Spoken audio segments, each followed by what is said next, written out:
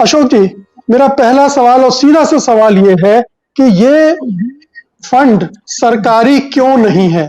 सरकार बार बार ये कह रही है कि सरकारी नहीं है, लेकिन जितने भी इसके गठन के और जो लोग इसमें शामिल हैं, या इसकी वेबसाइट पर आप जाएं तो उसमें सरकारी एम्बलम आपको मिलेगा। तमाम उस पे संकेत इसी तरह के मिलते हैं कि ये सरकारी फंड है, फिर ये गैर सरकारी कैसे हो गया?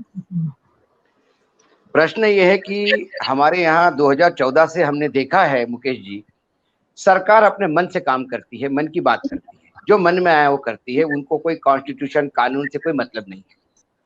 ये इतना बड़ा मजाक है पीएम केयर फंड, क्योंकि ऑलरेडी पीएम रिलीफ फंड अपने पास है, डिजास्टर मैनेजमेंट का एक फंड अपने पास है जिसमें लोग कंट्रीब्यूट कर सकते हैं। इन्होंने एक पीएम केयर फंड बनाया जो एक पब्लिक ट्रस्ट के तहत रजिस्टर करवाया, सरकारी नहीं है ना, इसको पार्लियामेंट ने बनाया, किसी राज्य ने बनाया, कोई अध्यादेश के तहत बना है। ये कहते हैं कि ये प्राइवेट है, चलो ये निजी है या पब्लिक है, ये सरकारी नहीं है, ये बात तो उन्होंने एफिडेविट में कही। तो फिर हमारे देश का कॉन्स्टिट्यूशन अलग अलग जगह पे अलग अलग कानून पास हो गए हैं। 2005 का एक कानून है the emblem of India prohibition and improper use act 2005। वो बताता है कि कोई भी संस्था जो सरकार की नहीं हो, जहां सरकार का कोई मतलब सरकारी नहीं हो, वो कोई भी एम्बलम यूज नहीं कर सकते। आप तिरंगा की यूज कर रहे हो, आप वो 3 शेर वाला सिंबल यूज कर रहे हो। दूसरी बात है, प्रधानमंत्री का कार्यालय इसमें ऑफिस है, हेड ऑफिस। क्या प्रधानमंत्री का कार्यालय किसी निजी ट्रस्ट का ऑफिस हो सकता है? उसके बाद आरटीआई एक्टिविस्ट ने यह भी पूछा कि इसका जो इनको जो इनकी ये है ईमेल है वो pmcare.government.gov.in है। तो उन्होंने आईटी मिनिस्ट्री को पूछा कि आपने एनआईसी को पूछा कि आपने कैसा क्या दे दिया डोमेन नेम, तो उन्होंने कहा कि ये डोमेन नेम हमने प्राइम मिनिस्टर ऑफिस को दिया है, पीएमओ को दिया है। तो क्या पीएमओ ने वहां छलवा किया, अपने नाम से एक डोमेन नेम लेके फिर उसको ये प्राइवेट ट्रस्ट के लिए यूज किया जा रहा है? ट्रस्ट आप कितने भी बताइए, लेकिन हमारे देश में यदि प्रधानमंत्री उसके अध्यक्ष है, डिफेंस मिनिस्टर, गृह मंत्री, वित्त मंत्री, ये तमाम लोग उसके ट्रस्टी है एक्स ऑफिसियो, तो फिर हमारे कॉन्स्टिट्यूशन का जो थर्ड पार्ट है वो इस बारे में भी रेखांकित करता है कि जहां सरकारी उच्च स्तर पे बैठे हुए अधिकारी हो या नेता हो या मंत्री हो, यदि उनका दखल है तो फिर उसका ऑडिट भी होना चाहिए कैग से, क्योंकि कहीं आदान प्रदान तो नहीं हो रहा है कि आप हमें चंदा दो हम आपको काम देंगे, आप हमें चंदा दो आप हमको कॉन्ट्रैक्ट देंगे। ये चीज अवॉइड करने के लिए ही, इस पे चेक बैलेंस करने के लिए भी सीएजी का रखा हुआ है। अब इनकी चालाकी देखिए, ये कहते हैं कि हमने वो चार्टर्ड अकाउंट अपॉइंट किया जो सीएजी के पैनल पे है। हमें सीएजी के पैनल वाला चार्टर्ड अकाउंट नहीं चाहिए, सीएजी चाहिए, क्योंकि सीएजी की रिपोर्ट होगी तो वो पटल पर आएगी, पब्लिक होगी, देश के सामने आएगी।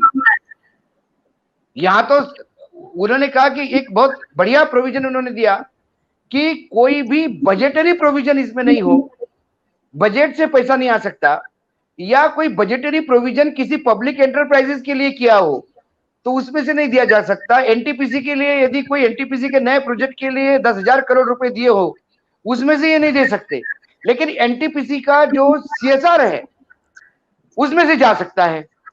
मतलब रास्ता आपने ढूंढ लिया, लोगों के सामने एक चेहरा रखते हो, पीछे एक चेहरा रखते हो। मूलतः इसकी जरूरत क्या थी? और यदि जरूरत थी तो फिर इसको सरकारी क्यों नहीं बनाया? और ये तमाम वायलेशन क्यों? अभी तो सरकार ने सिर्फ पहला आज जो हियरिंग में तो उन्होंने हाईकोर्ट के जज के सामने, क्योंकि चीफ जस्टिस सुनवाई कर रहे हैं इसके बेंच नंबर 1 बंसल साहब है और चीफ जस्टिस है, उन्होंने बाकायदा ये नोटिस एक्सेप्ट किया। आज उनका एफिडेविट लिया, 27 तारीख को हियरिंग है, मंडे को अगली हियरिंग है, उसमें सवाल उठेंगे और इसके जवाब सरकार क्या देती है मुझे समझ में नहीं आता। क्या लॉ मंत्रालय, इतने बड़े बड़े मंत्रालय है, इतने बड़े बड़े देश के सामने लीगल पैटर्निटी है सरकार के साथ, क्या सब अपना वो दिमाग क्या लॉकर में रख के काम करते हैं? क्या आप और मैं, कल मैं और आप PM care fund Wankhede limited कर सकते हैं क्या? हम तो किसी कंपनी का नाम, क्या हम किसी कॉलेज का नाम नहीं रखते। मेरे एक दोस्त ने गांधी पे कॉलेज का नाम रखा था तो उसमें ऑब्जेक्शन आया कि तुमने गांधी का नाम कैसा यूज किया। गांधी का नाम भी आप किसी कॉलेज के लिए यूज नहीं कर सकते। जो पुराने हो गए, नया कानून तो बोलता है कि आप महात्मा गांधी राष्ट्रपति पिता है, उनको उनका नाम भी नहीं यूज कर सकते। तो प्रधानमंत्री कहां से यूज होने लगे? डिफेंस मिनिस्टर वहां बैठे, फाइनेंस मिनिस्टर वहां बैठे, क्या फाइनेंस मिनिस्टर रिलीफ देंगे लोगों को कि हम आपको आपके केसेस जो डिस्प्यूट में है हम रिलीफ देंगे, आप हमको इतना चंदा दोगे? हो वही रहा है, मैं आरोप लगा रहा हूं। सारे बड़े बड़े कॉर्पोरेट हाउस के जो सीएसआर फंड है वो पीएम केयर में डाइवर्ट हो रहे हैं सारे।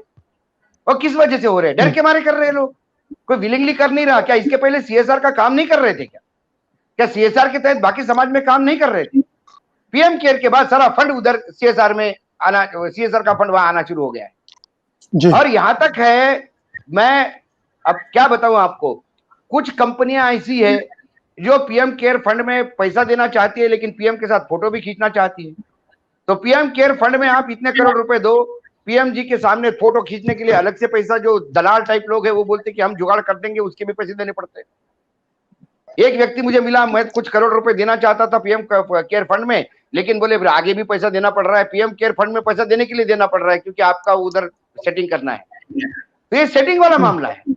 ये पैसा इकट्ठा करने की एक तरीका है। ये आरोप मैं इसलिए लगा रहा हूं क्योंकि इसमें बहुत सारे वायलेशन हैं, और यदि वायलेशन नहीं होते तो प्रधानमंत्री नरेंद्र मोदी को अपने माता के नाम पे वो फंड इकट्ठा करे, कोई प्रॉब्लम नहीं है, एक ट्रस्ट करे, लेकिन प्रधानमंत्री होते होते नहीं है। ये जो प्रॉफिट जो मेकिंग सिस्टम है, यानी जो जिसको बोलते हैं पोजीशन ऑफ प्रॉफिट, वहां पे आप हैं तो आप ये नहीं कर सकते। सत्य हिंदी का ऐप डाउनलोड करें गूगल प्ले स्टोर पर।